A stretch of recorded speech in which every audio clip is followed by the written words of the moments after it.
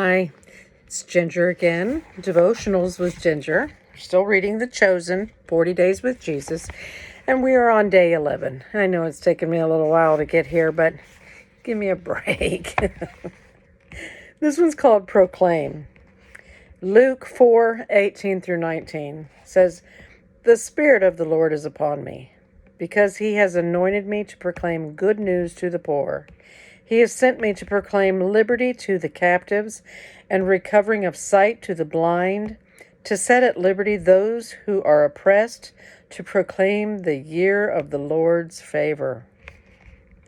Many people have said Jesus never claimed to be God, that he was a good man and a powerful teacher, a humanitarian and an example we should follow, but that he didn't actually claim to be more than that, and his followers added that divine part.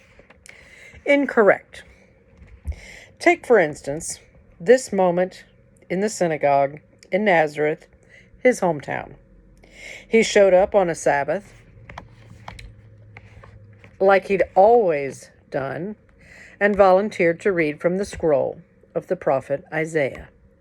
He found the place where our verse of the day was written, a verse written in the 8th century BC about the coming Messiah, and read it out loud. Then he sat down and said, "Today, the scripture has been fulfilled in your hearing." Excuse me? How crazy that statement must have seemed to the people who'd attended a gazillion Shabbat services with Jesus.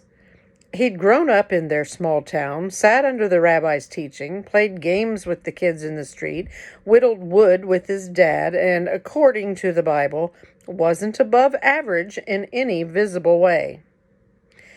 And during Jesus' life of 30 years, not to mention the 400 prior, the people were eagerly waiting for the Messiah,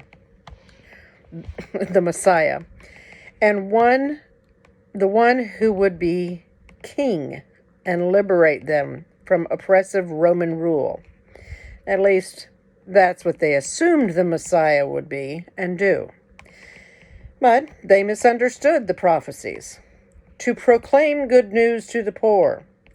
Jesus came preaching heaven, its riches, its beauty, its infinity, and its availability.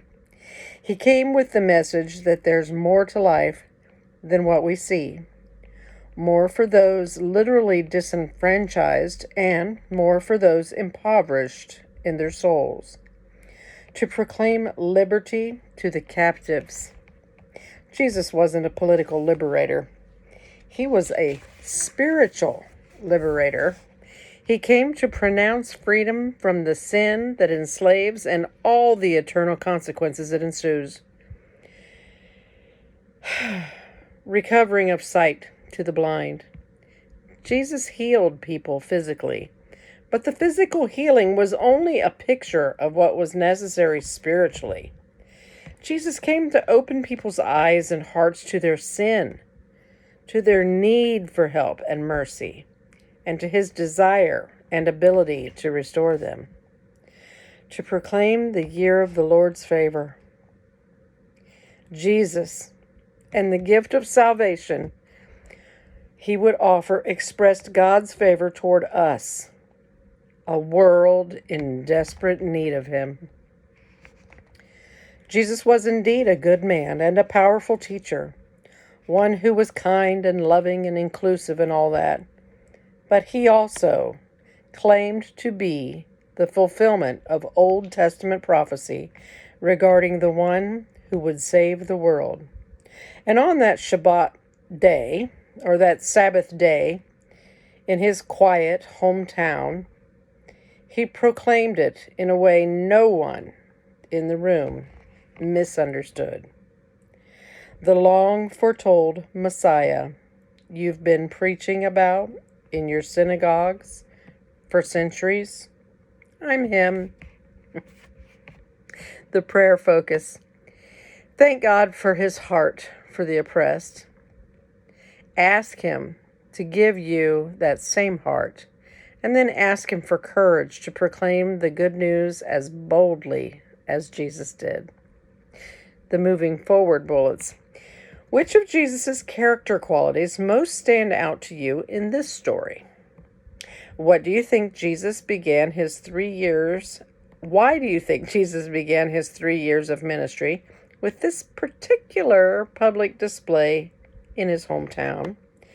And what are ways you can display the same love for those Jesus came for as the prophecies indicate? Thanks for listening, and I'll try not to take such a long break in between. Talk to you soon. Have a good evening.